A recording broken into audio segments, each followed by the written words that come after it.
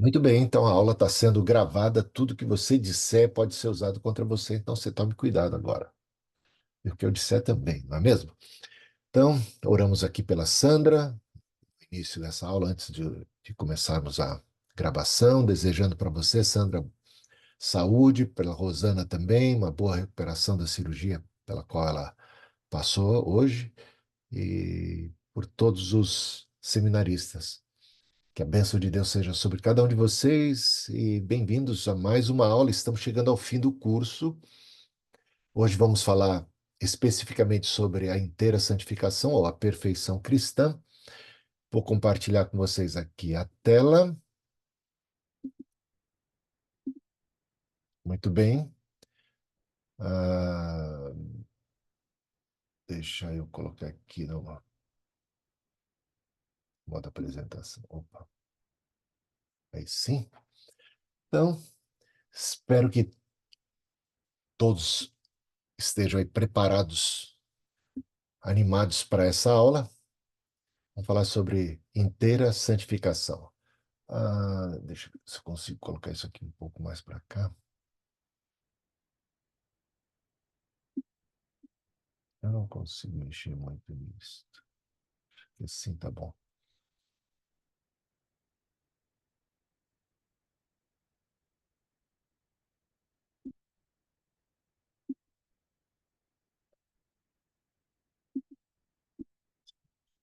Estou aqui tentando resolver isso.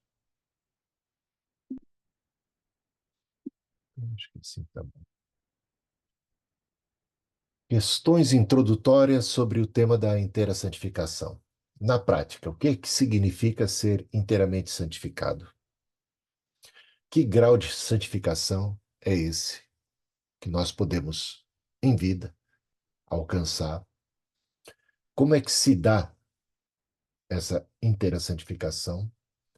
Até onde ela é responsabilidade nossa, até onde ela é ação de Deus, né? Como é que funciona na prática? Opa,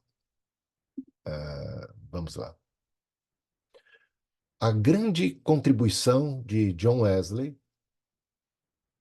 é que ele era otimista em relação à obra da graça de Deus, não apenas para o perdão dos pecados, mas também para a purificação do coração, para uma nova vida, né? Então, ele enfatizou, juntamente com Lutero, Calvino, entre outros, né, os reformadores, a obra de Deus a favor da gente, em nosso favor, a justificação, o que Deus fez por nós, em nosso benefício, né, nos perdoando os pecados e e nos dando a salvação. Mas não apenas isso, ele também enfatizou a obra de Deus em nós. Um novo coração, a regeneração, a santificação, a nova vida, o poder para viver uma vida que aceita e glorifica o nome de Deus. Tá? Então, segundo Theodore Runyon, ele escreveu um livro sobre John Wesley, sobre a teologia wesleyana, muito bom, a nova criação, né? Esse livro está em português, vocês devem adquirir se ainda não tem. É um livro excelente. E eu destaquei aqui duas frases dele a respeito de, da contribuição de John Wesley para o cenário evangélico cristão como um todo, tá? A maior força da doutrina wesleyana da perfeição talvez esteja em sua habilidade de mobilizar os crentes a buscarem um futuro mais perfeito que supere o presente. Pois, mesmo estando consciente das forças do mal, Wesley não as considerava consequências inevitáveis do pecado original, mas exatamente aquilo que pode ser vencido, pode e deve ser vencido. Trabalhamos, eu acho que de maneira suficiente esse tema na aula passada, quando abordamos Romanos capítulo 7, por exemplo, né? Embora John Wesley reconhecesse a gravidade das consequências da queda em pecado, do pecado original, ele considerou satisfatória e suficiente a obra de Deus na cruz, o derramar do Espírito Santo, para que os crentes pudessem viver uma vida de vitória sobre o pecado, tá? Não mais debaixo da escravidão. A regeneração, segundo John Wesley, segundo o metodismo, ela marca o início da santificação. Ela possibilita que agora caminhemos na santificação, tá? A inteira santificação é uma obra do Espírito, onde o coração seria totalmente liberto da rebelião para amar a Deus e aos outros. Frase de John Wesley. Tem aqui a referência onde é que você encontra, né? A outra frase dele é que a inteira santificação seria uma morte total para o pecado e uma plena renovação no amor e na imagem de Deus, de modo a regozijar-se e a orar sem cessar e em tudo dar graças. Então, seriam aqui algumas definições do que seria a perfeição cristã ou a inteira santificação da perspectiva de John Wesley. Outra frase dele que combina aqui um versículo bíblico, que é o de Gálatas, né? Paulo falando aos Gálatas, capítulo 5, versículo 6, se não me engano, ou 6, 5, diz assim: a fé que atua pelo amor é o comprimento, a largura, a profundidade e a altura da perfeição cristã. Porque Paulo, aos Gálatas, ele diz assim: que não importa se é a circuncisão ou a não circuncisão, essas coisas são secundárias. O que conta, o que é realmente vital, é a fé, mas não é uma fé morta, uma fé operante, uma fé que atua pelo amor. Isto é que Paulo diz que realmente importa, uma fé que atua pelo amor, né? Amar a Deus sobre todas as coisas e ao próximo como a nós mesmos, diz o apóstolo Paulo, é um alvo, não, diz John Wesley, é um alvo alcançável em vida. Porque se Deus está pedindo isto de nós, Ele está concedendo também as condições necessárias para que a gente possa satisfazer a sua vontade. Então, o que Deus requer de nós? Que amemos a Deus sobre todas as coisas e ao próximo como a nós mesmos.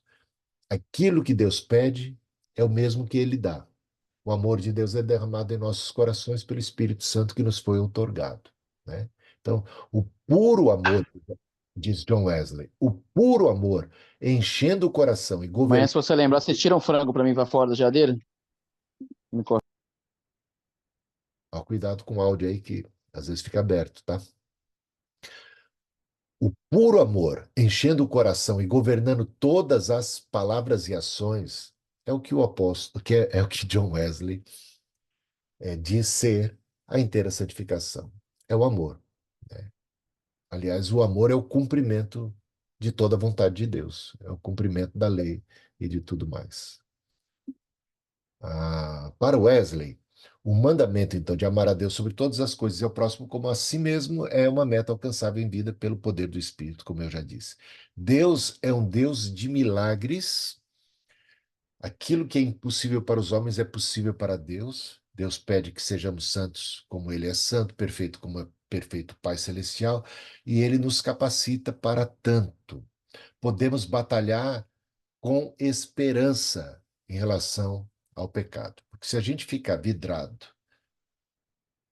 na queda e nas consequências da queda, superenfatizarmos a, as consequências da queda, a gente não vai lidar com o problema do pecado, o problema dos vícios e de todas as tentações de maneira otimista. A gente vai estar quase que ali em Romanos 7, né?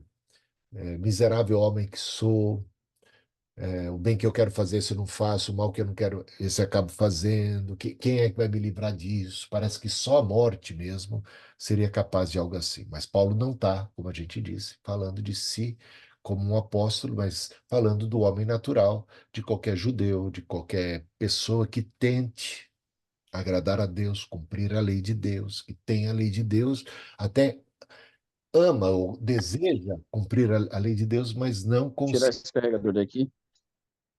Ô, Wilson, cuidado que o seu áudio está vazando aí de quando em quando, hein?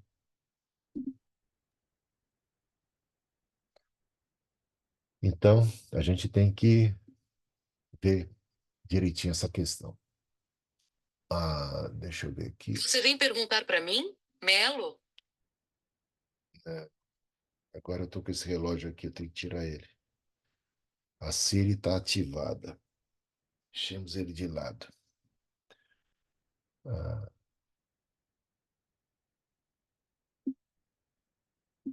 opa. O que que é a intersantificação ou a perfeição cristã? O que que isto não é? O que que ela não é, né? O que que a perfeição cristã, por exemplo, não é, não significa? Não significa libertação de todos os efeitos e da presença do pecado, algo que só alcançaremos na eternidade. Palavras de John Wesley. Mesmo aqueles que desfrutam do mais íntimo caminhar com Deus ainda possuem muitas imperfeições em consequência da queda e seguem diariamente dependendo dos méritos do sangue de Cristo e precisam sinceramente orar pedindo perdão de seus pecados, pois nem o amor e nem a unção do Espírito nos tornam infalíveis. Não existe nenhum nível de perfeição que não admita um contínuo crescimento. Então, aqui tem as frases de John Wesley e também as suas referências, tá? Existe a perfeição cristã porque ela é frequentemente mencionada nas Escrituras. Ela não se alcança tão cedo como a justificação, porque as pessoas justificadas estão em marcha para a perfeição. Hebreus 6:1, por exemplo. Ela não vem tão tarde quanto a morte, porque Paulo fala de homens vivos que eram perfeitos. Filipenses 3:15. Alguém poderia ler esse texto, Filipenses 3:15? Aí você abre o áudio e lê, por favor.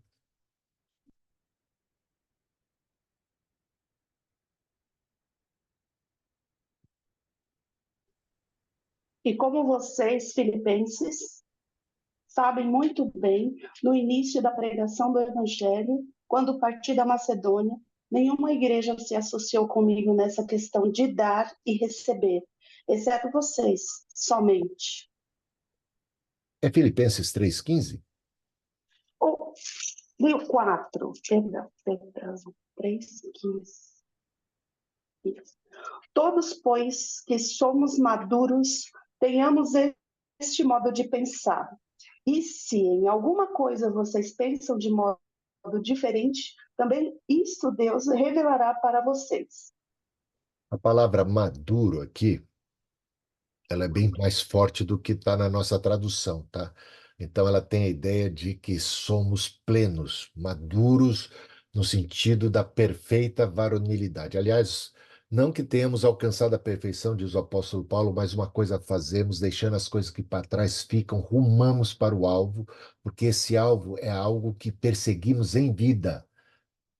E, né, em Efésios capítulo 4 coloca Cristo como o varão perfeito e a gente tem que deixar daquela meninice, daquelas coisas, digamos, da infantilidade espiritual e crescermos na graça e no conhecimento do Senhor para esta maturidade.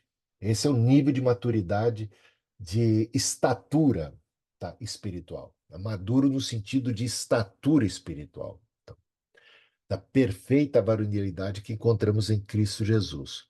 ela realmente não é absoluta. A perfeição absoluta pertence única e tão somente ao próprio Deus. Ela não torna o homem também infalível, como vimos na própria boca do John Wesley. Ela vem a ser perfeito amor, como 1 João 4,18. Quem quer ler 1 João 4,18?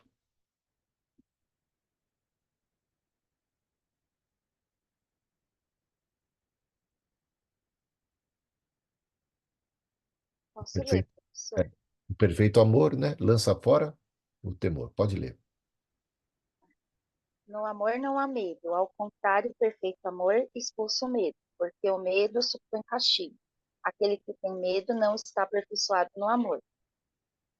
Olha, quantas vezes aparece a palavra perfeito ou aperfeiçoado aqui? Duas vezes, né? Ah, o perfeito amor lança fora o temor.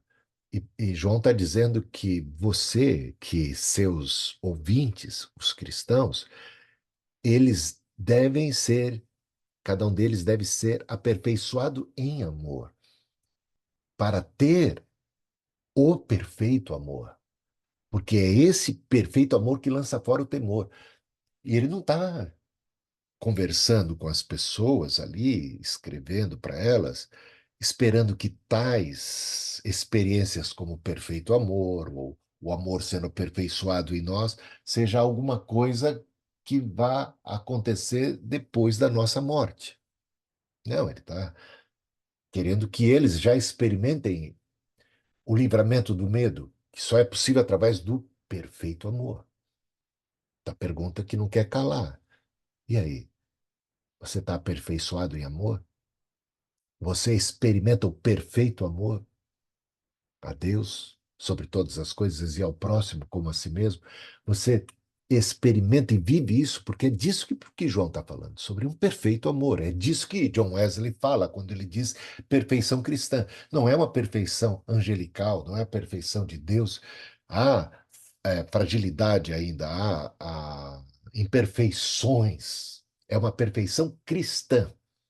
Por isso o nome, não é uma perfeição no sentido absoluto da palavra perfeito, mas é aquilo que um homem, uma mulher, maduro na fé, pode alcançar em vida, como ser humano, diante das suas próprias fragilidades, debilidades cognitivas e tudo que há de frágil, digamos assim, na estrutura humana, por estarmos na carne, no corpo mortal e corruptível. Mas o que é possível dentro dessa nossa condição temporal, ainda neste corpo, pelo auxílio do Espírito Santo viver, é o que o apóstolo João chama de perfeito amor e de sermos aperfeiçoados em amor. É o que o apóstolo Paulo ora, desejando que as pessoas, os tessalonicenses, sejam inteiramente santificados, todo o seu corpo, alma e espírito, sejam inteiramente santificados. Então, esse é um alvo possível nesta vida, porque é nessa vida que a gente tem que se livrar do medo. E através do perfeito amor é que se dá tal escape do próprio medo. Né? É só o perfeito amor que lança fora o temor, né? Segundo João. Ela é suscetível de aperfeiçoamento, ela é suscetível a falhas e pode perder-se também, é seguida e precedida constantemente por uma obra gradual, não é alguma coisa estática, não é, de repente, você entra numa condição ali de, sabe, quase que numa redoma, você está blindado contra as tentações, não se trata disso. Tem se operado mudança instantânea em alguns crentes. É possível que você experimente um agir do Espírito tão grande que de uma hora para outra o seu coração é todo amor e a sua resposta, o seu desejo é agradar a Deus e servir ao Senhor, todo o seu prazer, toda a sua alegria, todo o seu contentamento, você se volta para Deus, você alcança essa graça, você se torna uma pessoa muito agraciada, santificada, e cheia do Espírito Santo. Isso é possível, mas na maioria dos casos, eu diria, né? Essa mudança não é necessariamente instantânea. Há o que eu posso dizer assim, há picos, há momentos em que você, pela graça de Deus, é cheio do Espírito Santo e é potencializado essa experiência de viver no Espírito. Você está cheio do amor de Deus e tal, e a partir daí você vai crescendo, aí você vai tendo outras experiências que vão levando você a uma maior maturidade cristã. Ô, Juan, pode falar. Paz, bispo. Boa noite, irmãos. A paz. Bispo, eu tenho uma questão aqui. O senhor falou sobre a santificação do corpo, na alma e no espírito, né? Tem uma passagem ali, acho que é Mateus 26, né? E Jesus vai falar para os discípulos dele que o espírito é pronto, né? Como é que, como é que seria assim? Não, é claro que não é nesse contexto que ele fala que é pronto, né? Não sei se a gente pode interpretar dessa maneira, que ele, não sei de que maneira poderia ser santificado. Eu gostaria de entender como é que isso funciona para cada caso, né? Para Sim. caso do corpo, caso da alma e caso do espírito, por favor. O espírito está pronto, mas a carne é fraca, né? Não é isso que tem lá no contexto? Então, bom, a gente vê isso nitidamente mesmo depois da nossa regeneração. Essa é uma experiência que nós percebemos. Quantas vezes queremos, né, agora fazer a vontade de Deus e ainda encontramos uma luta muito grande, a carne militando contra o espírito. Aí você vai para Gálatas capítulo 6, 5, 6, você vai encontrar todo esse drama que ainda existe, e eu diria, existe mesmo na pessoa inteiramente santificada. Não é que ela não tem mais luta, né? É que ela encontra uma graça de Deus, sabe? Vamos lá. Vamos falar assim de alguma maneira mais prática. Para alguns de nós, ah, ah, talvez quando nós nos convertemos, alguns poderiam ser viciados em um cigarro, por exemplo, ou numa bebida ou em alguma droga. E mesmo convertido, uma pessoa pode ter ainda muita luta nessa área, pode ainda ter muita luta nessa área. Mas uma vez que ela venceu, ela ainda continua tendo uma certa tentação, ela ainda continua, aquilo pode ser ainda uma área de fragilidade. Mas à medida que essa pessoa amadurece, cresce, aquilo começa a ser cada vez menos potente em termos de derrubar e de destruir. Tem gente que mentia de maneira meio compulsiva, outros eram cleptomaníacos, outros tinham, cada um tinha uma certa fragilidade. Agora, à medida que você vai amadurecendo e crescendo, você aquilo já não te impacta, aquilo já não é a mesma, eu diria assim, a mesma tentação de outrora. Então, isso vai acontecer com os cristãos, com os discípulos de Jesus. Eles estão crescendo na graça e no conhecimento do Senhor. Agora, de repente, eles vão receber o Espírito Santo. Eles ainda não tinham recebido o Espírito Santo. Então, Pentecostes chega. Quando Pentecostes chega, Pedro é uma pessoa que antes fugia, mas agora não foge mais. Ele era uma pessoa medrosa. Os discípulos, no modo geral, né, bateram em retirada quando Jesus foi preso. Mas agora eles têm duas coisas muito potentes que eles não tinham antes. Primeiro, a visão do Cristo ressuscitado. Isso aí foi tremendo na vida deles. Eles têm uma experiência agora do Espírito Santo que agora habita neles. Então, eles estão revestidos de poder para serem testemunhas de Cristo. Você vai ver Pedro pecando, vamos dizer, algumas vezes, pelo menos, ele peca que Paulo tem que chamar a atenção dele ali no livro de Gálatas, quando ele se afasta dos gentios, ele estava comendo com os gentios, quando chegaram os da parte de Tiago, ele ficou meio sem jeito, não querendo ser, digamos, censurado por aqueles judaizantes, e ele ainda estava meio em cima do muro, e Paulo puxa a orelha dele severamente. Mas ele era uma pessoa cheia do Espírito Santo. Quando Paulo puxou a orelha dele, ele você olha a atitude de um apóstolo, Pedro. Ele podia ter batido de frente com. Quem você pensa que é? Eu sou o grande Pedro. Eu que estava lá. E agora você chegou depois. Você era um perseguidor da igreja. Você está querendo me repreender em público, né? Mas olha, ele era um homem cheio do Espírito Santo. Ele reconheceu imediatamente que ele estava errado. Você vai ver a atitude dele renovada no dia do concílio de Jerusalém, né?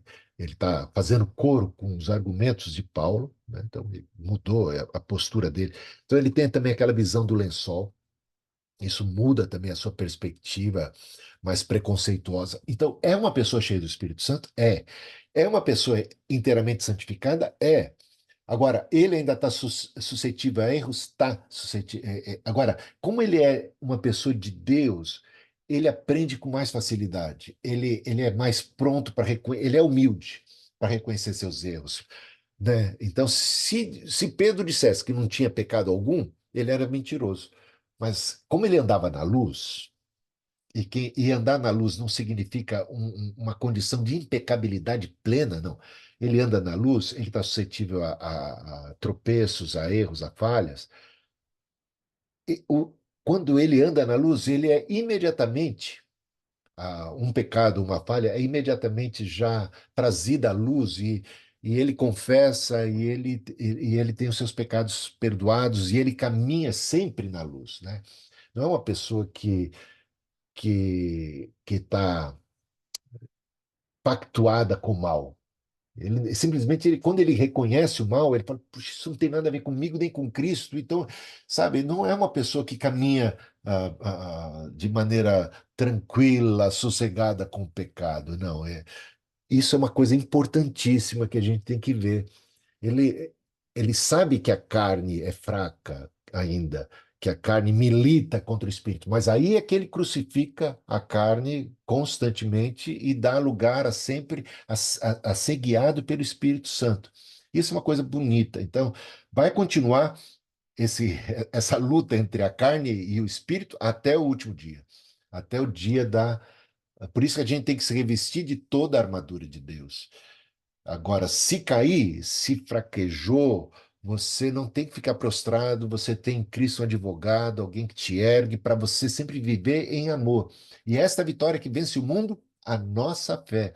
Então, naquele mesmo texto que João fala sobre que ninguém pode dizer que não tem pecado algum, ele diz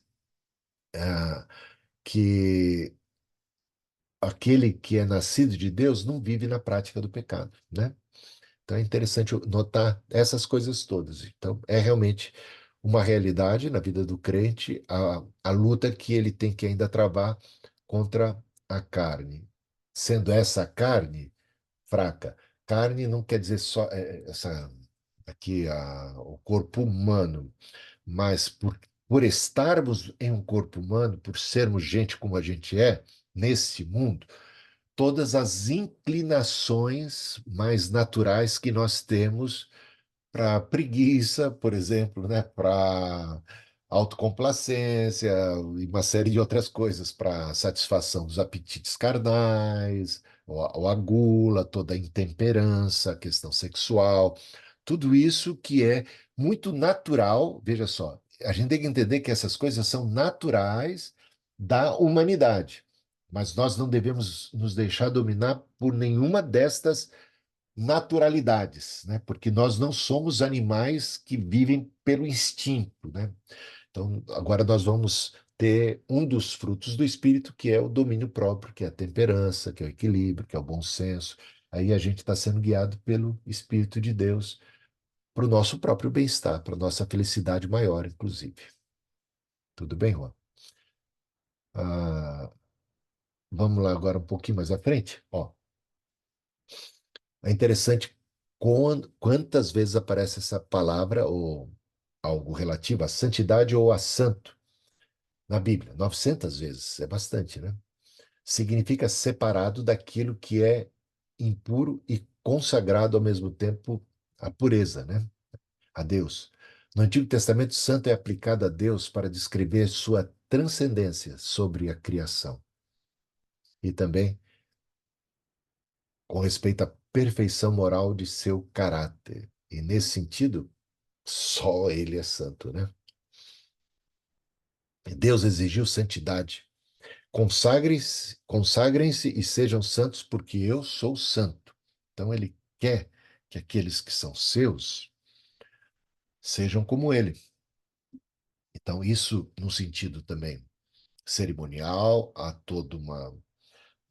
Se você olhar para o livro de Levíticos e tudo que se esperava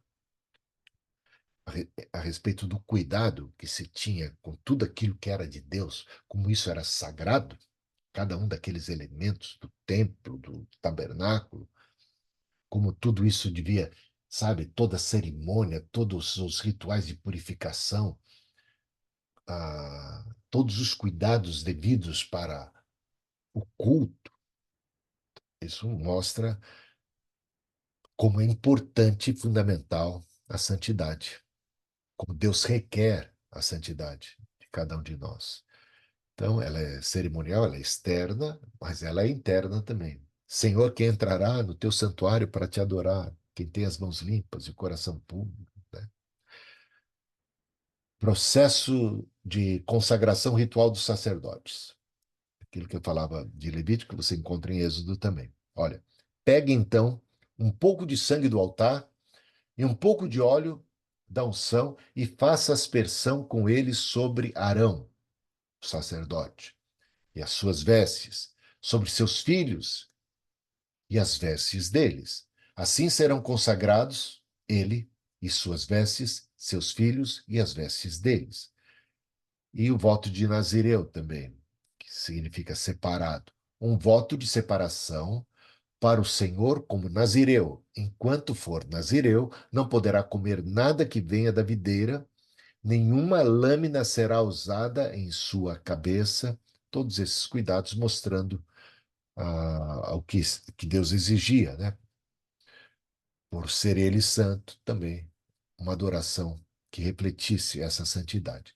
Chamados a cultivar o próprio caráter de Deus em suas vidas. Santidade interior significa exatamente isso, né? O Salmo 15, como eu já li, né? Senhor, quem entrará no teu santuário para te adorar? Quem tem as mãos limpas e o coração puro. Então, promessas de Deus no Antigo Testamento que acabaram se cumprindo no Novo Testamento, com o Evangelho, com Cristo, com o derramar do Espírito. O Senhor, o seu Deus, dará um coração fiel a vocês e aos seus descendentes, para que o amem de todo o coração e de toda a alma, e vivam. Essa promessa que você encontra já lá no Deuteronômio, né, já no Pentateuco, Deuteronômio 36, que você vê repetido em Ezequiel 36, 27. Porei o meu espírito em vocês e os levarei a agirem segundo os meus decretos e a obedecerem fielmente às minhas leis. Eu os livrarei de toda a sua impureza. Olha só essa promessa. Quando é que se cumpre isso?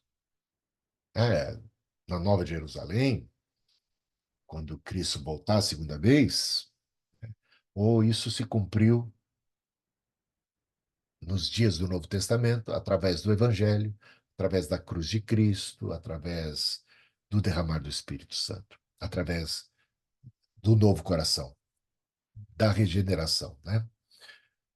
Jesus não é apenas Salvador, ele também é Senhor. Muitos o têm apenas como Salvador, isso é uma pena. No Novo Testamento, Jesus é chamado Senhor 664 vezes, e 24 vezes apenas como Salvador. Não quer dizer que ele seja menos Salvador do que Senhor, mas quer dizer que não dá para utilizar a Jesus como Salvador e desprezá-lo como Senhor.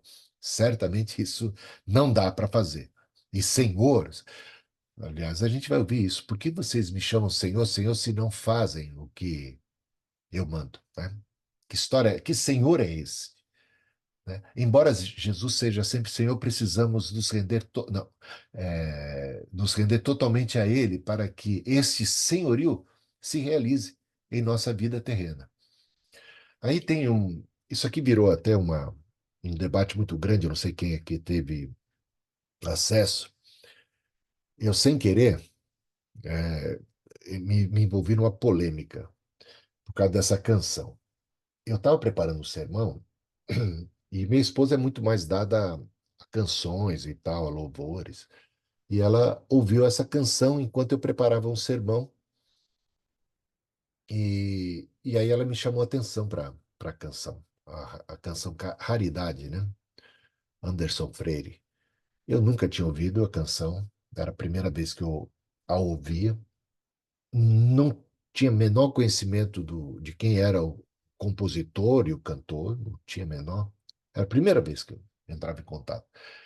Mas quando ela tocou a canção e fez algumas observações que ela achou estranha na canção, tinha tudo a ver com aquilo que eu ia pregar. Aí eu prestei bastante atenção na canção, tomei nota, e como eu ia pregar sobre o assunto, poxa, caiu como uma luva, virou a introdução do meu sermão. Moral da história, essa canção era muito famosa e ficou mais famosa ainda depois disso. E o meu vídeo da pregação acabou viralizando e foi parar em tudo quanto era site, tudo quanto é lugar, assim, bombou, não sei, centenas de milhares de visualizações de uma hora para outra e comentários e tal. Inclusive, o irmão dele, primeiramente, depois o próprio Anderson Freire entrou em contato comigo, querendo explicar o que queria dizer a canção e tal. Embora em toda a minha fala eu não colocava em xeque o propósito, seja lá qual for, que eu não entendia muito bem, eu não estava julgando a intenção da letra da canção. Eu estava simplesmente protestando em relação ao que ela naturalmente parecia significar. Eu falei, ele pode ter até tido uma outra intenção, ele pode ter tido um outro propósito. Eu não estou julgando a pessoa em si, mas o problema é que a canção, como está posta, permite facilmente tal interpretação muito perigosa, muito complicada. E essa, eu vou mais uma vez fazendo esse adendo aqui, colocar para você. Depois ele queria que eu retirasse. Falei assim, não, eu não falei nada que não fosse, que eu não repita, né? Porque eu não estava ofendendo a você e nem dizendo que você tinha essa. Eu estou dizendo que as palavras do jeito que estão ali colocadas permitem, ou seja, uma interpretação a mais natural possível é complicada, né? Independente de qual tenha sido a sua intenção. O problema é que, do jeito que colocou, permitiu facilmente tal interpretação, e isso é que eu queria corrigir. Então, seja lá qual for a intenção do autor, eu me preocupo com o que é que as pessoas normalmente vão aprender de algo assim, entendeu? Então, é para isso que eu vou chamar a atenção de vocês. Como a gente está falando de santificação, uma canção como essa, ela acaba conspirando contra o propósito de santificação. Parece que ela está deixando o crente pecador mais acomodado, está fazendo até um certo carinho, assim. Bom, vamos ver se eu estou certo, se eu estou errado, a gente pode conversar um pouquinho sobre isso.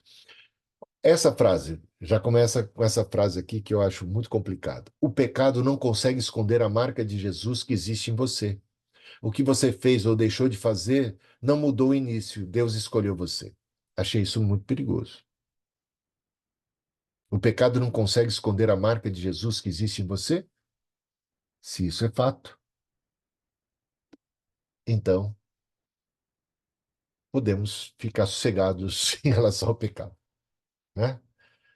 O pecado não compromete a nossa relação com Deus. O pecado não nos separa de Deus. O pecado não é uma ameaça. Podemos viver deliberadamente em pecado. Seria uma conclusão, se isso aqui é verdadeiro. Então, Se essa frase, o pecado não consegue esconder a marca de Jesus que existe em você, então eu posso viver deliberadamente em pecado. Estou seguro, tranquilo. Em relação ao pecado, não me afasta de Deus. O que você fez ou deixou de fazer não mudou o início. Então, o que você fez? Meu irmão, o que você fez depois de convertido? Ah, eu adulterei. Ah, isso não mudou o início. Deus escolheu você. Ah, o que você fez? Eu matei. Ah, isso não mudou o início. Deus escolheu você. O que você fez? Eu roubei. O que você fez? Então, independente, porque olha só o que a frase diz. O que você fez ou deixou? Eu deixei de amar. Eu deixei de ser generoso, eu deixei de ser fiel, eu deixei uma série de coisas. Então, eu não tenho que me preocupar com as coisas que eu deixei de fazer e nem me preocupar com as coisas más que eu acabei fazendo. A marca de Jesus que existe em mim não foi apagada, o início não foi mudado, Deus me escolheu, e uma vez salvo, é salvo para sempre, independente de quais serão as minhas ações ou não, o que eu vou fazer ou deixar de fazer, não vai mudar o fato de que eu estou salvo, e definitivamente salvo. Então, esta maneira, seja qual for a intenção dele, que eu não sei, mas eu sei o que está dito aqui. E isso que está dito aqui, para mim, é perigoso e continuo achando muito perigoso, depois de tanto tempo já que essa canção foi colocada, né? E eu cito alguns, aí eu citava na pregação os textos que vem aqui. Eu citava o que é que temos, o que é que Anderson Freire falou? Pumba. O que é que temos na canção? Versus o que temos na Bíblia. Olha o que temos na Bíblia. Porque se viverdes segundo a carne, morrereis. Morrereis em que sentido? Ele está falando de morte espiritual. Né? Mas as vossas iniquidades fazem separação entre vós e o vosso Deus. Isaías 59:2. Se dissermos que temos comunhão com ele e andarmos em trevas, mentimos e não praticamos a verdade. 1 João 1:6. Porque se pecarmos voluntariamente depois de termos recebido o conhecimento da verdade, já não resta mais sacrifício pelos pecados. Hebreus 10:26. Segui a paz com todos e a santificação, sem a qual ninguém verá o Senhor. Gente, é muito sério isso, né? Aí a outra frase da canção. Você é um espelho que reflete a imagem do Senhor. Não chore se o mundo ainda não notou. Aí, que história é essa de você ser um espelho que reflete a imagem do Senhor, mas o mundo ainda não notou? Você é espelho para quem? Refletir a imagem do Senhor? Para quem que você reflete a imagem do Senhor? Se o mundo não notou, não era para o mundo que você deveria estar refletindo a imagem do Senhor? Tem algum problema com esse espelho ou não tem? Agora, se você não está refletindo, se o mundo ainda não notou, é porque você não está cumprindo devidamente a sua missão, como um reflexo da imagem de Deus. As pessoas de fora deveriam já ter observado que você mudou, que você é uma nova criatura, né? Na igreja primitiva, depois de Pentecostes, ali no nascer da igreja, os de fora notaram. Eles caíam na graça de todo o povo em derredor. E o Senhor ia acrescentando dia a dia os que iam sendo salvos. Então, você é um espelho que reflete a imagem do Senhor. Mas se o mundo não notou, não se preocupe. Não se preocupe. Você continua sendo um espelho. Mas não era para a gente começar a se preocupar? No mínimo, a gente tinha que se preocupar e se perguntar: ué, por que afinal de contas eu não estou, digamos, evangelizando como deveria, atraindo as pessoas a Cristo como deveria, ou as pessoas não estão vendo e enxergando que eu, de fato, sou uma nova criatura em Cristo e estou refletindo o caráter de Cristo aqui na minha vida? Como não? Seus familiares deveriam ser os primeiros a perceber, seus amigos mais íntimos, no seu ambiente de trabalho, na sua escola, onde quer que for.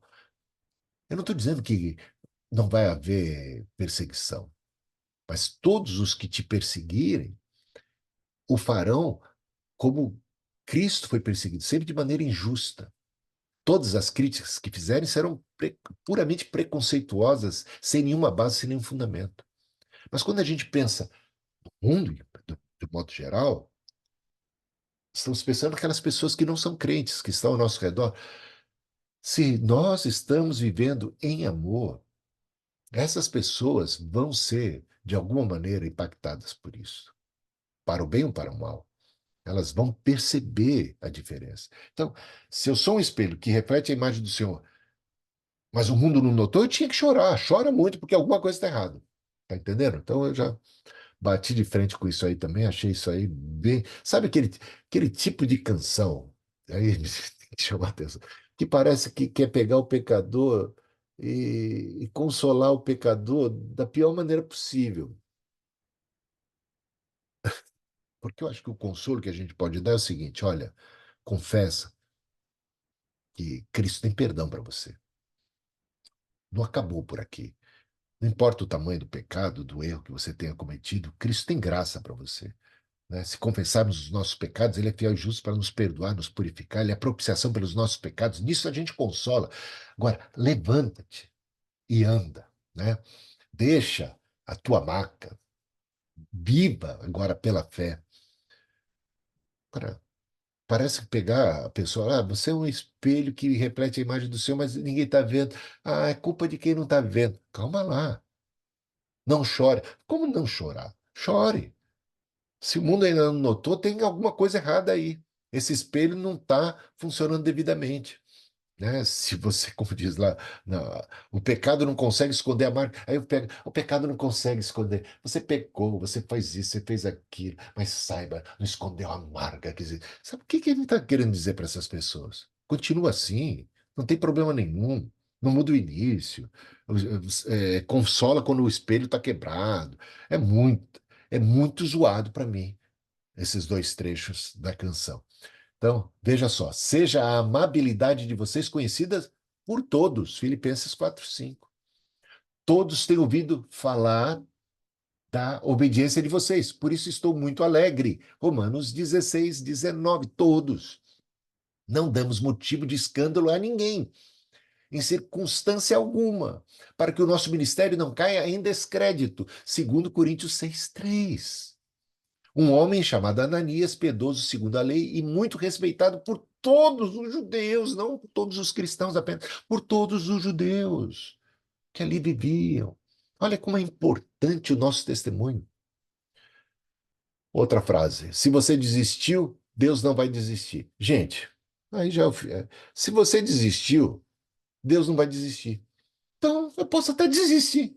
Eu posso até desistir do caminho, eu posso desistir da fé, eu posso abandonar, eu posso desistir de Deus e posso estar seguro. A canção está te dando uma segurança. Deus não vai desistir. Então, está tudo bem. O pecado não vai te separar de Deus. Opa, o pecado não vai te separar de Deus. Nem seu abandono, a sua desistência vai te separar de Deus. Ainda que você não esteja dando um bom testemunho, o espelho esteja quebrado, ninguém esteja vendo, não se preocupa, não chore. Que mensagem é essa, gente? Que história é essa? Para onde que a gente está levando as pessoas quando comunicamos dessa forma? Ainda que a intenção tenha sido outra, que ele foi me dizer que a intenção dele era outra, que não tinha nada a ver, era um outro contexto, mas eu falei, mas você colocou no geral. Você não tem ali uma nota de rodapé para a canção, entendeu? Para dizer assim, olha, não leve para esse lado. Tinha que ter, então, né? No mínimo. Aquele, pois, que cuide estar em pé, olhe, não caia. 1 Coríntios 10:12. Se sofrermos, também com ele reinaremos. Se o negarmos, também ele nos negará. 2 Timóteo 2:12. Quem disse isso? O apóstolo da graça. Que história é essa? Se você desistiu, Deus não vai desistir. Se o negarmos, ele também nos negará. Pega um versículo, pega um texto, uma frase da canção, coloca do lado do texto bíblico e escolha com quem que você vai ficar. Porque nos tornamos participantes de Cristo se retivermos firmemente o princípio da nossa confiança até o fim. Se retivermos até o fim, firmemente. Hebreus 3:14. Olha a outra frase. Ele está aqui para te levantar, se o mundo te fizer cair. Aqui eu vejo um problema que o mundo me fez cair. Essa frase já para mim é muito complicada. Não estou dizendo que o mundo não tem a sua contribuição. Reconheço.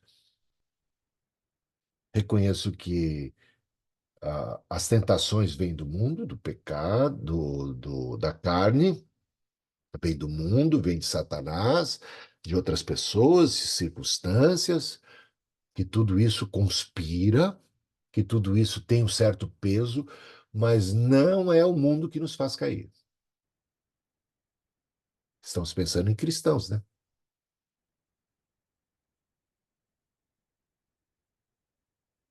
A gente parece, quando a gente caminha por essas desculpas, o mundo me fez cair.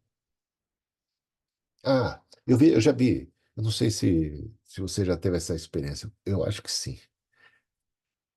Pessoas, quando vão contar uma tentação em que elas caíram, como elas descrevem a tentação em si, dando a entender que a coisa foi tão forte que não dava para o resultado ter sido diferente do que foi.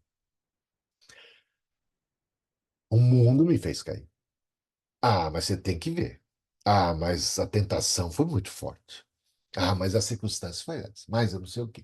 Então você coloca de tal modo a deixar nas entrelinhas algo como era inevitável, foi inevitável. Não tinha como ter sido diferente. Foi o mundo que me derrubou. Foram os outros. Eu fui para a prostituição porque eu passei por isso, por aquilo, por aquilo, por aquilo. Inevitável ter ido. Eu caí no mundo das drogas, eu me tornei um ébrio, eu cometi esses e aqueles outros vícios e erros e pecados.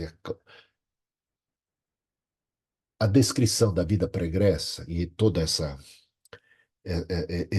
conjuntura que é descrita como o que causou a queda, que causou a queda, faz com que a pessoa se sinta um pouco justificada, até mesmo do seu próprio pecado.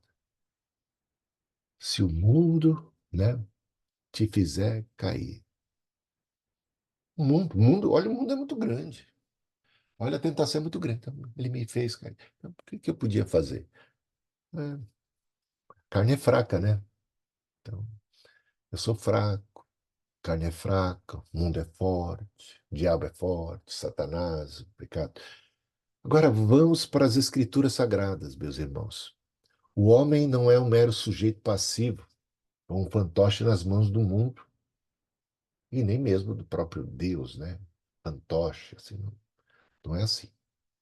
Portanto, submetam-se a Deus, resistam ao diabo e ele fugirá de vocês. O próprio diabo bate em retirada. A gente pode resistir ao diabo, por quê? Porque a gente tem o poder do Espírito Santo, tem a graça de Deus, tem a cruz de Cristo, sabe, tem a armadura. Então, nem o diabo pode nos derrubar.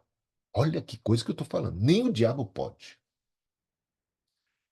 O diabo não tem poder para derrubar qualquer crente. Ele não tem poder. Olha o que eu estou dizendo agora, né? Porque Deus não permite que o diabo atue de uma maneira que nós não tenhamos como resistir. Ele, aliás, vamos para um versículo aqui, né? Ele não está citado aqui nesse momento, mas aquele, Deus não permite que sejamos tentados acima das nossas forças. Simples, pura e simplesmente. Não há uma tentação sobre-humana.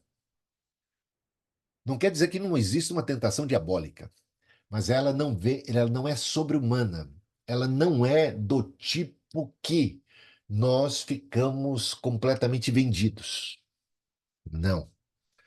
Deus sempre concede livramento, força, escape e também delimita o espaço de atuação de Satanás. Quando Pedro foi tentado e vai cair em tentação, as palavras de Jesus, advertindo a Pedro a respeito do que viria, são: você vai me negar 3 vezes, Pedro, antes que o galo cante. eu roguei ao Pai para que a tua fé não desfalecesse. Perceba que essa tentação passa pelo crivo de Deus e o Cristo está intercedendo em favor de Pedro para que a fé dele não desfalecesse. Mas nem isso foi suficiente para que Pedro deixasse de cair naquela tentação. Pedro poderia ter vencido? Poderia. Ele tinha graça para vencer ali, mas ele sucumbiu. Mas a sua fé não desfaleceu, no final das contas ele foi resgatado e levantado. Veja só, desperta, ó tu que dormes, levanta-te de entre os mortos e Cristo resplandecerá sobre ti. Efésios 5,14. Arrependam-se, pois, e voltem-se para Deus, para que os seus pecados sejam cancelados. Então a gente pode se levantar, né? Aqui tem alguma coisa. Ele está aqui para te levantar. Deus está aqui para levantar, claro. É a graça de Deus que nos levanta. Mas a gente é que tem que se arrepender, meu. A gente tem que despertar. Desperta tu que dormes. Cristo está através da palavra, através do Espírito, através de uma série de circunstâncias, nos despertando. Sem a ajuda deles, sem a ação do Espírito, nós não conseguimos levantar por nós mesmos. Mas nós temos a graça de Deus para nos arrependermos, para fazermos como o jovem, o filho pródigo, cairmos em nós mesmos, nos arrependermos, nos voltarmos para Deus, né? E assim termos a libertação. E Deus não permite que sejamos tentados acima das nossas forças. A verdadeira libertação do cristão não é a de uma consciência culpada, mas das amarras que nos impediam de amar a Deus de todo o coração. Liberdade é o amor governando o coração e a vida. A salvação em Cristo não é uma proposição a ser aceita, mas é uma pessoa a ser amada e obedecida.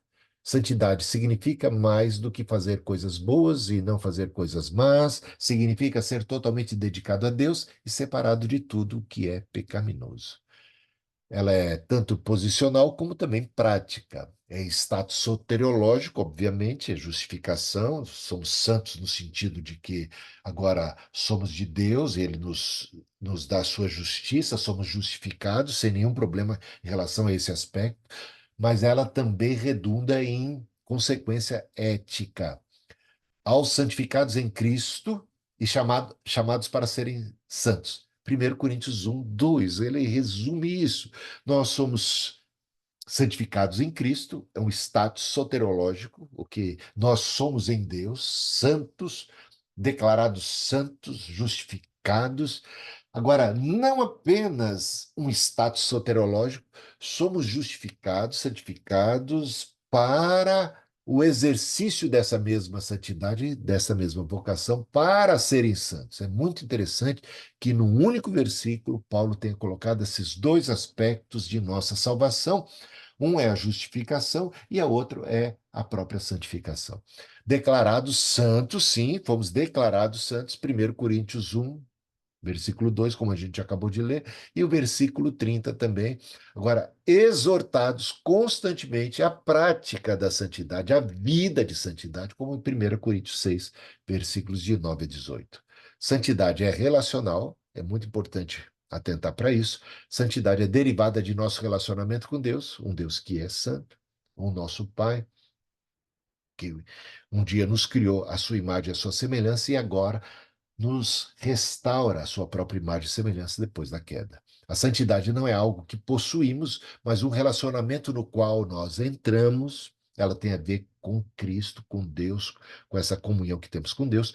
Tudo que tocar o altar será santo. É muito interessante isso. Êxodo 29, 37. E agora nós somos tocados pelo Espírito Santo, tocados pela graça de Cristo, tocados por Deus, somos habitação de Deus, somos santificados pela presença do Deus Santo em nós. A relação precisa ser mantida.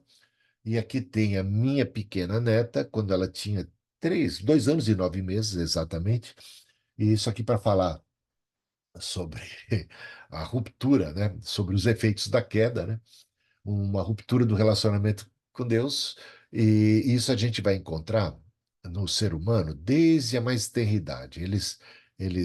Por mais inocentes, entre aspas, que sejam, ainda não escolados na malignidade desse mundo, há uma clara tendência que se percebe nas criancinhas mais pequenas, a rebelião. A gente já percebe a semente do mal no coração dos pequeninos. De alguma maneira você já vai percebendo isso.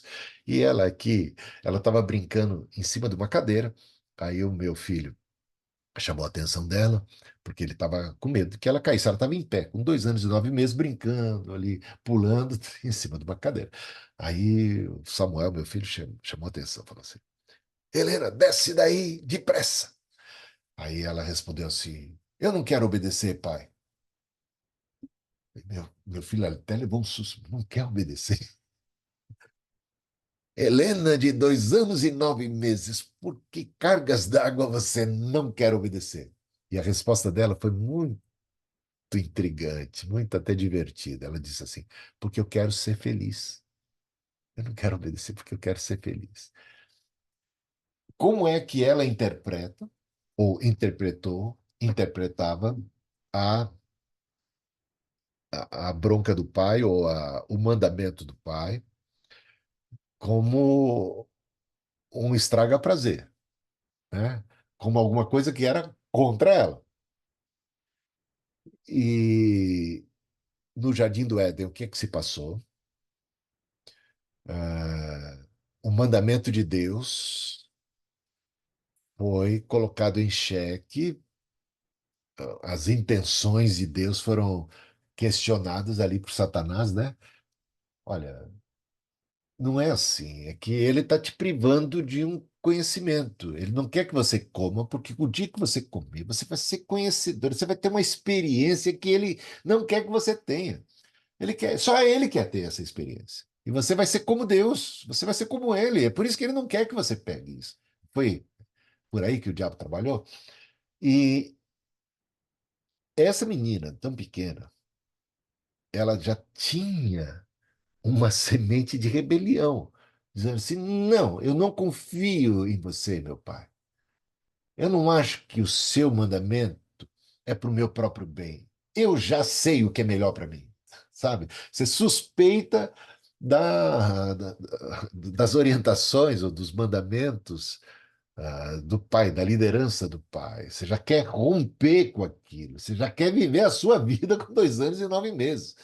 E é claro que nós sabemos que, da perspectiva do pai, não estava em jogo ali acabar com a brincadeira, acabar com a festa, mas permitir que essa festa pudesse se prolongar. Não é que eu sou contra, como pai, a alegria da minha filha.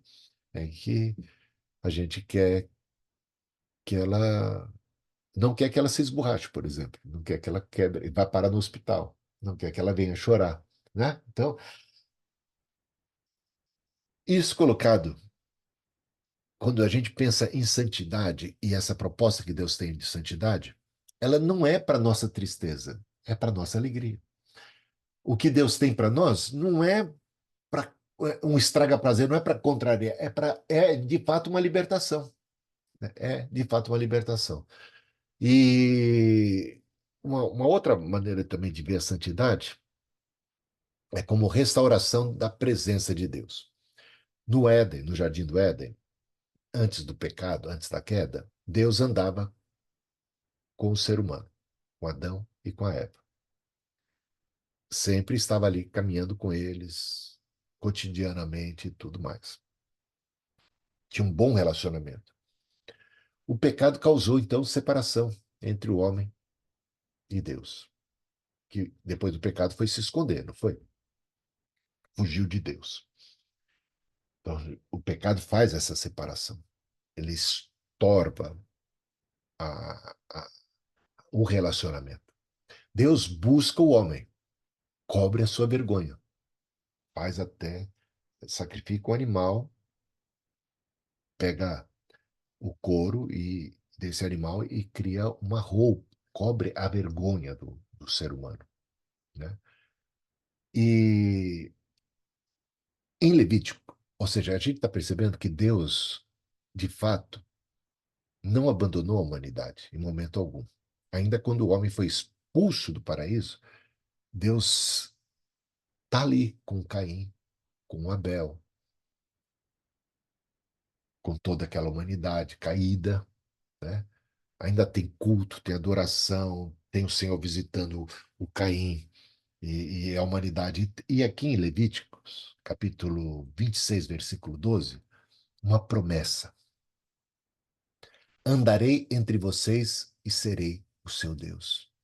Olha o desejo de comunhão que Deus tem com a humanidade. Olha a graça de Deus. Andarei entre vocês e serei o seu Deus. Promessa, então, de restauração desse relacionamento rompido por conta do pecado. Quando Jesus vem ao mundo, começa seu ministério e escolhe os discípulos, os apóstolos, Marcos 3,14, designou 2 para estarem com ele. Esta maneira, inclusive, de dizer e de registrar é muito curiosa, porque é dito, em primeiro lugar, que tal desígnio, que tal chamado apostólico era, em primeiro lugar, para comunhão. Depois, para pregar. Você vai lá no texto de Marcos 3,14, e para evangelizar, e para pregar, sim. Mas antes de ser para fazer qualquer coisa, o mais importante que seja, como a própria missão da igreja, a própria pregação, o chamado é um chamado por relacionamento. E os designou, antes de tudo mais, para estarem com ele. Não sabeis que sois templo de Deus? Olha a comunhão, templo de Deus, onde Deus habita. Aquele que habita no esconderijo do Altíssimo, aquele em que o Altíssimo habita. Agora o tabernáculo de Deus está com os homens, com os quais ele viverá. O próprio Deus estará com eles, isso para sempre. Já falando da eternidade. O que é, qual a melhor descrição da eternidade? Essa aqui. A melhor descrição da Nova Jerusalém e de tudo que vai ser o céu, exatamente. O tabernáculo de Deus está com os homens, com os quais ele viverá. O próprio Deus estará com eles. Veja ali a promessa: andarei entre vocês e serei o seu Deus. Deus está conosco, habita em nós, e o nosso destino é a comunhão eterna com esse Deus maravilhoso. E é deste relacionamento, que se desprende aí a nossa santidade. É, antes de tudo, relacional. Tem a ver com o caminhar com Deus. Quanto mais nós caminhamos com Deus, mais parecidos nos tornamos com Ele. Há uma tendência muito grande de nos tornarmos parecidos com aqueles com quem nós mais comungamos, né? Isso é fato. A, a maneira predileta que John Wesley descrevia a santidade, a inteira santificação, era como a renovação da imago Dei, renovados à imagem de Deus. Esse era o modo predileto de caracterizar a santificação, por englobar tantas dimensões individuais como também sociais. Predestinados para serem conformes à imagem de seu Filho. Romanos 8, 29, Efésios 1, 4. É engraçado que aqueles que falam tanto de predestinação falam tão pouco de santidade, né? Aqui, ó. Predestinados para sermos conformes à imagem de seu Filho, né? Aos que de antemão conheceu, esses predestinou para sermos de acordo com a imagem de Jesus, né? Para sermos santos. Deus nos escolheu em Cristo antes da fundação do mundo para sermos santos, irrepreensíveis. Segundo a sua imagem, estamos sendo transformados com glória cada vez maior. Novo homem criado para ser semelhante a Deus. Veja, transformados com glória cada vez maior, novo homem, uma nova criatura, criados para sermos semelhantes a Deus, tudo isso na dimensão presente. E a dimensão social? Nossa santificação é missionária, pois está voltada para a santificação do mundo. Você vai encontrar isso, sede santos como eu sou santo. Depois, vocês são a luz do mundo, vocês são o sal da terra. Então, isso tem a ver com a nossa missão de, de santificar e de iluminar o mundo ao nosso redor. Vossa própria natureza é dar sabor a tudo quanto vos rodeia, como sal, como luz, como, né, o bom perfume de Cristo. As pessoas precisam ver a glória de Deus quando olham para nós. Não pode ser aquele negócio, olha, não chore se você é um espelho que reflete a imagem do Senhor, mas não chore se o mundo não notou, não. As pessoas precisam ver. E vamos terminar por hoje aqui. Padrão de santidade. Semelhantes a Cristo, que é a perfeita expressão de Deus Pai. A semelhança de Deus é o padrão de nossa santidade, nosso alvo permanente. Devemos imitar a Deus, seguir o exemplo de Cristo, andar como Cristo andou, imitar a Paulo como ele imitava a Cristo. E por enquanto é só. Por hoje eu acho que já está bom, de bom tamanho em termos de conteúdo para vocês. E agora eu quero conversar com vocês sobre dúvidas, comentários a respeito. Quem tiver, pode levantar a mão, falar.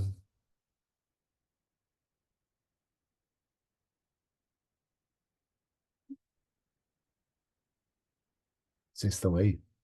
Está todo mundo aí? Qualquer Estou coisa, aqui, pastor. podem falar. A Isabela quer falar também? Pode começar. Sobre ser maduros, né? O versículo lá de Filipenses 3,15, da perfeição. Mesmo as pessoas que são maduros, como o senhor mesmo falou, a habitação do Espírito não é privilégio para a liderança ou para pessoas que estão ali engajados em projetos junto com a igreja, mas para todos, né? E mesmo as pessoas maduras, conhecendo o que deve fazer, conhecendo também suas vulnerabilidades, onde sabe que é mais vulnerável, que o inimigo vai atacar naquilo que é mais vulnerável e cedem, mesmo se considerando maduro. Aí há um processo de restauração, como o senhor mesmo falou a respeito da música. A gente não faz teologia em cima de uma letra de uma música baseada numa experiência, né? Mas também nós temos outras experiências na questão dos cristãos maduros, ou maduros, entre aspas, e também precisa desse processo de restauração, né? Não é um espelho, certamente, mas eu gostaria que o senhor falasse um pouquinho a respeito disso. Deixa eu ver se eu entendi.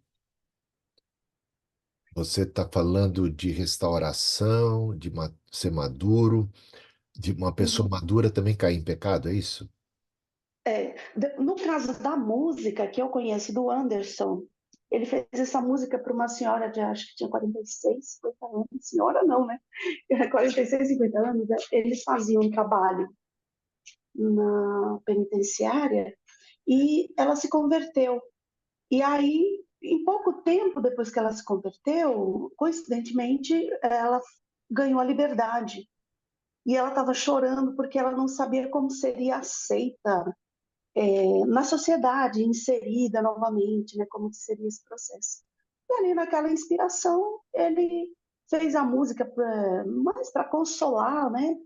E acabou que foi colocando a melodia e os arranjos e foi tomando corpo, né? Obviamente que a gente não faz teologia em cima disso, né? Mas considerando a experiência, essa experiência até é compreensível. Que não fizesse sucesso, ia ficar ali uma licença poética, talvez, para aquela situação. Agora, nós temos outras dificuldades também entre nós, né? Eu tenho muito temor em falar isso, porque nós que buscamos a Deus e nos consideramos maduros, muitas vezes a gente pode estar se inclinando para coisas erradas, né? E alguns que a gente já viu que se consideravam maduros e caíam em pecado. Então, há um processo de restauração para as pessoas que não têm a moral diante da sociedade, que a moral, a imagem da pessoa realmente foi prejudicada, né? E também no meio daqueles cristãos que se consideram maduros, mas que escondem as suas vulnerabilidades, caem em pecado e depois passa por um processo de restauração, só que diz do arrependimento, até talvez confessa, mas que não evidenciou frutos desse arrependimento. E como que a gente lida com tudo isso também? Bom, sobre a canção, né? Eu não sei realmente qual era a intenção dele, eu só trabalhei a questão do jeito que está. Se ele tinha Entendi. outra intenção, se aquilo se aplicava a um contexto específico, então ele deveria ter deixado isso muito claro, porque do jeito que ela está, joga para todo mundo e cada um vai entender do jeito que. Então, isso pode ser interpretado para quem está em pecado como um consolo para, sabe, não muda nada, é isso aí, eu sou de Deus, então o pecado é café pequeno, então esse seria o problema. Mas uma pessoa madura, eu falei de Pedro, né? Pedro era uma pessoa que foi crescendo na graça e no conhecimento do Senhor, que tinha seus altos e baixos, mas que era cristão. Uma pessoa cristã, ele está sujeito, ela está sujeita a falhas e a erros, e precisa ainda amadurecer e crescer. E, e a restauração sempre acontece, né? Quando você é humilde para confessar seus pecados, para continuar aí em Cristo, né? Aprendendo. E Pedro, mesmo num estágio mais maduro e cheio do Espírito Santo, como apóstolo, já líder, tantos milagres e tanta coisa, ele também era suscetível a falhas e precisou ser corrigido. E houve sempre restauração e graça. Sempre vai haver para quem é humilde para reconhecer seus pecados. Então, sempre vai ter. Não há nenhum estágio, nenhum momento da nossa vida onde estaremos blindados ao pecado, onde estaremos imunes aos erros e às tentações, e que também não vai carecer de mais crescimento e mais maturidade, mais aprendizado, tá? Então, não há nenhum nível espiritual que alguém pode chegar que fala assim, não preciso crescer mais, não preciso santificar mais, não preciso melhorar mais. A gente sempre melhorando. A jornada do justo é como a luz da aurora que vai brilhando mais e mais até chegar a ser dia perfeito. E eu acredito que o dia perfeito mesmo, completo, pleno, vai ser na ressurreição. Mas a gente alcança níveis de perfeição cristã aqui nesse mundo, de maturidade, de excelência, que nunca vai ser plenamente satisfatório. Ou seja, sempre vai ser algo que a gente vai falar, "Ó, ainda tem que melhorar mais, ainda sempre sendo humildes para reconhecer que seguimos aí na, na perseguição, no bom sentido, né, daquele alvo, né, que é a estatura de varão perfeito, que é a de Jesus Cristo.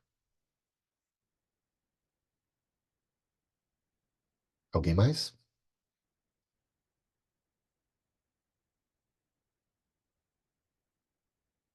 Bispo Hildo, eu gostaria de fazer uma pergunta. Eu não sei se a Isabela vai fazer a pergunta. Ela tinha levantado a mão É, primeiro. Pode falar. Não, pode falar. fala, Camila, Obrigada. então Na depois. verdade, eu gostaria de saber o seu posicionamento, Bispo, a respeito de um assunto assim que me incomoda bastante, que hoje, nos dias de hoje, assim, é o que mais se vê na internet, principalmente no YouTube, né, infelizmente. Quando a gente fala de santidade, né, como o senhor mesmo falou, explicou, e a gente vê aqui, por exemplo, em Coríntios, né, quando o apóstolo Paulo ele está lidando com todos os pecados daquela igreja, com, né, os mais diversos pecados. É interessante que assim ele inicia já a carta dele, até peguei aqui para falar, falando assim, no capítulo 1, versículo 2. A igreja de Deus que está em Corinto, aos que têm sido santificados em Cristo Jesus e chamados para ser santos, com todos os que toda parte invocam o nome do Senhor Jesus Cristo, Senhor deles e nosso. Graça e paz a vocês da parte de Deus, nosso Pai e do nosso Senhor Jesus Cristo. Mesmo ele sabendo que naquela igreja havia pessoas cometendo pecado, imoralidade de vários tipos, ele não começa tratando esses irmãos e irmãs como pessoas assim, como é que eu posso dizer? Ele não deixa de reconhecer que estão sendo santificados em Deus e não os julga logo de primeira mão, falando assim, olha, vocês são os meus inimigos, vocês estão totalmente errados. Não, ele confirma a santidade deles e a vocação que eles têm em Cristo Jesus.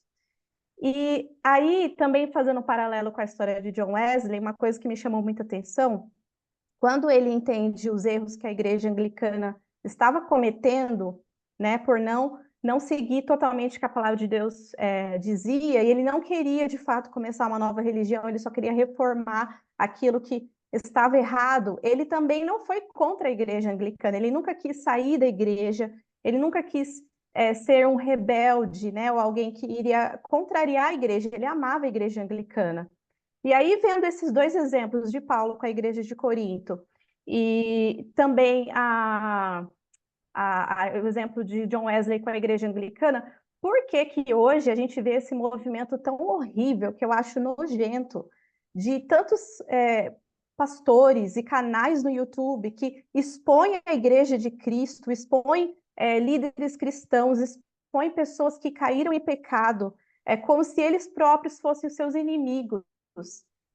Até então, manchando a santidade de Deus. Hoje, o que mais a gente vê na internet são cristãos atacando outros cristãos. Mesmo, eu entendo, ok, aquele pastor, aquele líder, aquela igreja pecou, mas, sabe, ir na internet e expor como se fosse assim, o que a gente mais vê, né, quando você liga no YouTube, vai no YouTube, são canais de próprios pastores que têm canais dedicados a falar mal de outros cristãos que estão em pecado, e julgando eles como se eles fossem mais santos. Não que eu ache, bispo, que seja errado você condenar o pecado, mas não expor isso para o mundo inteiro. E hoje eu vejo assim, é tão triste que a imagem que hoje a Igreja de Cristo tem no mundo está totalmente manchada. Essa igreja perfeita que Jesus morreu por ela, né? E foi santificada pelo seu sangue. Então, assim, por que que isso acontece, sendo que o próprio apóstolo Paulo não fez isso com a igreja, uma igreja onde estava acontecendo tanta coisa errada? E por que que a gente vê hoje esse movimento de tantos cristãos atacando uns aos outros, expondo tudo que lavando roupa suja na internet? Então, assim, isso é muito triste, e a gente vê essa urgência de nós sermos santos, sermos realmente a luz do mundo, para que as pessoas olhem para a gente e apontem para Cristo, porque está faltando muita referência hoje. Os cristãos estão matando uns aos outros. Eu acho que nem o mundo é tão cruel com a gente. Eu vejo muito isso, e meu coração dói muito quando eu vejo esse tipo de vídeo, esse tipo de exposição. E tem, assim, pessoas que ganham muita credibilidade no Instagram, no YouTube, que ficam expondo a igreja tal que cometeu tal pecado, pastor tal, e faz, às vezes, até movimentos para derrubar aquela igreja, para prender o líder. Aí eu fico pensando, nem o mundo é tão cruel com a igreja de Cristo como os cristãos são uns com os outros. Então, assim, como que a gente... Por que que isso acontece e como que lidar com isso tudo, pastor? Porque eu vejo, às vezes, irmãos meus, cristãos, que às vezes defendem esse posicionamento, né? Então, assim, é muito triste. Como é que a gente, sendo da própria igreja, ataca alguém da igreja? Então, assim, não faz sentido isso. É E a triste. santidade, né? Essa santidade que nós Em temos nome em da Cristo santidade, eles estão Jesus, né? cometendo um grave pecado, né? Que é fofoca, né? Maledicência. Ah, às vezes, ah,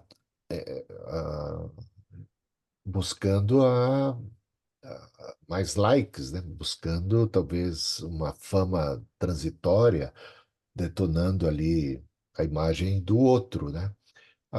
Eu gosto muito da parábola do Bom Samaritano, porque ali a gente aprende muitas coisas importantes. Uma delas é que quando o inimigo que caiu, né, um adversário político, é um judeu caído e é um samaritano, e os judeus normalmente falavam muito mal dos samaritanos. É um corintiano sendo encontrado por um palmeirense, ou ao contrário, sei lá. Algo assim, há uma rivalidade entre eles. E quando ele vê o caído, ele não tripudia sobre o caído, ele desce do seu cavalo, ele vai lá atender, ele vê que ele está ferido. A primeira coisa que diz lá, ele cobriu a ferida, né? Então, essa é uma coisa interessante, né? A gente não expõe a ferida do outro, mesmo que ele seja, digamos assim, um rival, né? A gente não expõe. Eu acho muito bacana isso. Então, essa atitude também já é um reflexo da carnalidade que anda solto por aí, né?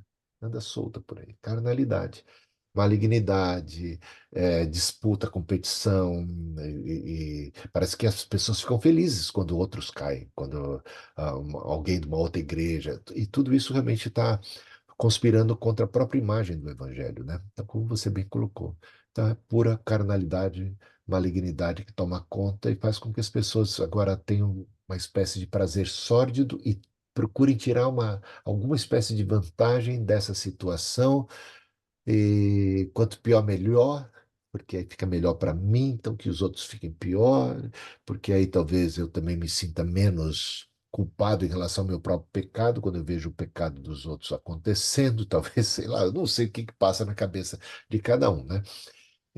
Eu acho que existem coisas que nós devemos combater, eu acho que sim. Por exemplo, heresias. Acho que a gente tem que batalhar pela fé, pelas Sagradas Escrituras. Então, isso a gente tem que ser firme em relação a... Agora, quando se trata de pecados, de alguma falha, assim, a gente tem que ser mais, ah, sabe, mais humano em relação a isso, né? Porque todo mundo está suscetível a erros e as falhas, né? Então, não sei. Eu acho que tem que ter um pouquinho mais de cuidado. Agora, existem também aqueles que são bandidos. Aí é outra história. Então, vamos falar que algumas coisas a gente tem que ficar feliz que vem à tona, porque se trata de gente maligna, de gente mercenária. Aí é outra história, mas o que a gente fala às vezes é alguém caiu em pecado, alguém, sabe, foi um ministério lá que está passando por uma tribulação, qualquer coisa assim. Realmente eu compreendo você e acho que você está coberta de razão. Há muita carnalidade sendo manifesta em nome da santidade, né? Em nome, tem os. É que eu acho que isso fere a santidade de Deus. Quando eu não vejo isso com bons olhos, fere Também não. totalmente a santidade de Deus. Isso é muito triste, Não é né? por aí, não. Concordo com você. É, Isso aí é mal. É mal, não é. fazemos bem entrar nesse jogo, né, de ficar compartilhando coisas assim desse tipo, que só faz mal, não faz nenhum bem, não traz nenhum benefício no futuro, nenhum fruto. Sabe, que são coisas que a gente deveria ter mais temor e tremor em relação a elas, em vez de ficar aí tripudiando, gostando, comentando, né? É isso aí. Sim, sim. Obrigada, Bispo. Eu que agradeço. Isabela? Isabelle? Isabela, pode falar. Primeiramente, né, comentando o que a Camila expôs para nós, uma pessoa, não vou revelar o nome, mas uma pessoa compartilhou a respeito de um canal, né, que tratava sobre essa exposição de pecados de igreja, não sei o quê, e contou com tanto entusiasmo, sabe, que eu fiquei assustada. Falei, como assim? Essa novela toda é necessária dentro da igreja, gente? É tão desgostoso ver como as coisas estão caminhando, né? Outra coisa muito interessante, eu sou compositora e observando o que o senhor trouxe hoje foi importante, porque se você dá uma certa margem para as pessoas que o pecado não fere, de que o pecado não faz aquilo, de que, olha, não se atente para isso, não é preciso, você permite que ela usa de conveniência para continuar pecando, né? E, poxa, quão duro é lutar contra isso. Às vezes a gente acha que uma palavra não vai influenciar, na verdade, uma canção influenciou uma geração, né? Então, olha a importância disso, né? É só isso, professor. Muito bem, Isabela. Então, como compositora, eu como pregador, os outros como professores, a gente, quando se comunica alguma coisa, quando a gente escreve alguma coisa, todo cuidado é pouco, porque não pode ser só aquilo que é a nossa intenção. Porque quando a gente está se comunicando com quem quer que seja, não vale apenas as boas intenções, vamos ser verdadeiros, né? A gente pode estar com as melhores das intenções, mas as palavras foram expressas de um jeito que bateu ruim do lado de lá, entendeu? E aí a gente tem que dar uma olhada. Poxa, de fato, eu não me expressei tão bem assim. Aí a gente vai descobrir depois.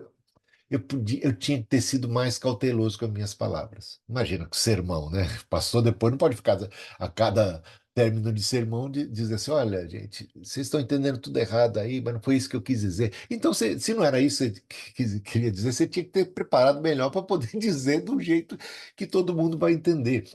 Evitar os maus-entendidos é uma arte da comunicação. Então, para quem escreve um livro, para quem escreve uma canção, para quem prega, para quem está conversando, o cuidado com as palavras é muito importante, né? Então, não basta apenas eu ter uma boa intenção, eu preciso saber que aquilo agora, né, já está ao alcance de outras pessoas, e essas pessoas estão recebendo aquilo sem nenhum background, muitas vezes, daquilo que eu estava na minha cabeça. Então, eu precisava ser cuidadoso na hora de comunicar, na hora de escrever, para que eu possa evitar uma compreensão equivocada, né? Para que eu possa ser o mais fiel possível à minha própria intenção. Então, isso é importante também. É bom que você está como compositora, né? Preocupada com isso, porque a gente não é só o que eu quis, né? O que que o outro vai entender, isso é mais importante do que a minha própria intenção. E quando a gente está em qualquer conversa, é sempre importante a gente. Não tenho que só me preocupar com o que eu estou dizendo, assim, com o que eu estou querendo dizer, mas é com o que o outro está entendendo. Então, eu preciso ter até o feedback dessa outra pessoa. Como é que você entendeu isso que eu falei? Ah, não foi bem isso, deixa eu explicar melhor. Aí, quando a gente está numa obra de arte, que eu digo que uma canção é uma obra de arte da pessoa, então essa preocupação, opa, eu quis dizer isso, mas será que está todo mundo que vai entender dessa forma? Então, talvez eu teria uma outra melhor maneira de comunicar para que fique bem claro. Pedro, pode falar. É uma coisa que eu reparei, né, mediante tudo que as nossas irmãs aí comentaram, é que, por exemplo, no exemplo onde o bispo citou a canção do Anderson Freire, em nenhum momento, né, o bispo falou do Anderson Freire, Não, mas do conteúdo do que foi apresentado, né? O problema é que hoje em dia é difícil haver essa distinção. Eu creio assim,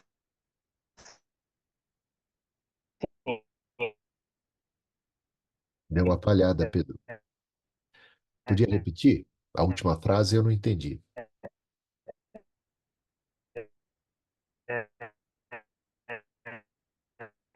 Infelizmente, Pedro, eu pelo menos não estou conseguindo entender.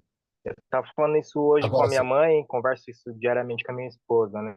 Precisa Hum, haver precisa haver um coração quebrantado de um lado, né? Sim, sim, mas eu estava dizendo, é, primeira coisa que precisa ser feita em todos os casos é justamente isso, buscar essa restauração, buscar entender, compreender o que está acontecendo para ajudar, né? Aqui a gente tem a tendência nós temos a tendência de fazer tudo ao contrário, né? Nós temos a tendência de trazer julgamentos, nós temos a tendência de isolar, temos a tendência de certa forma, tentar afastar, de tentar mostrar que somos maiores, né? Porque o ser humano vai entender o que passa, né? Mas quando a gente vê alguém numa situação mais delicada, né? É quando talvez a gente se sente mais importante, né? É curioso isso do ser humano, né? E então nós nesse caso aí precisamos de fato entender o que é ser cristão, o que é de fato ter compaixão, empatia, né? E nos colocar no lugar dessas pessoas, né? Pelo que elas estão passando. muito bem. Ah, Isso mesmo. seria isso. Amém. Concordo plenamente. Isso é muito importante. Alguém mais? Então vamos encerrando a aula por aqui, hoje. Semana que vem é o último dia, a entrega dos trabalhos, de tudo mais que vocês têm, as leituras. quero que vocês façam o seguinte, olha, me façam um relatório. Então, esse é o trabalho para essa semana. Faz um relatório de tudo que você leu, dos trabalhos que você fez, o que você deixou de fazer, o quanto que você fez, e dê uma nota para você mesmo. Vamos ver como é que você se avalia nesse curso. Então, eu quero faça no espírito de santidade. Quanto, quanto que você aproveitou dessa matéria, conseguiu cumprir devidamente todas as tarefas, se alguma delas você fez não 100%, coloca quanto por cento você cumpriu, que você não cumpriu e tal, e me faça um relatório. Semana que vem a gente conversa, tá bom? Vai ser o último encontro. Deus abençoe. Uma boa noite para cada um de vocês e até mais. Deus abençoe. Valeu, gente. Boa noite, Deus abençoe. Boa Boa noite, bispo. noite. Boa noite a todos os Boa irmãos noite. e irmãs. Obrigada, gente. Bia. Boa noite, Deus abençoe. Deus abençoe, gente. Tchau. Buenas noches, Dios les bendiga grandemente a todos. Amén. Amém. Amém, Boa noite, Gregório. Deus Deus abençoe. abençoe. Valeu, gente. Boa Amém. noite.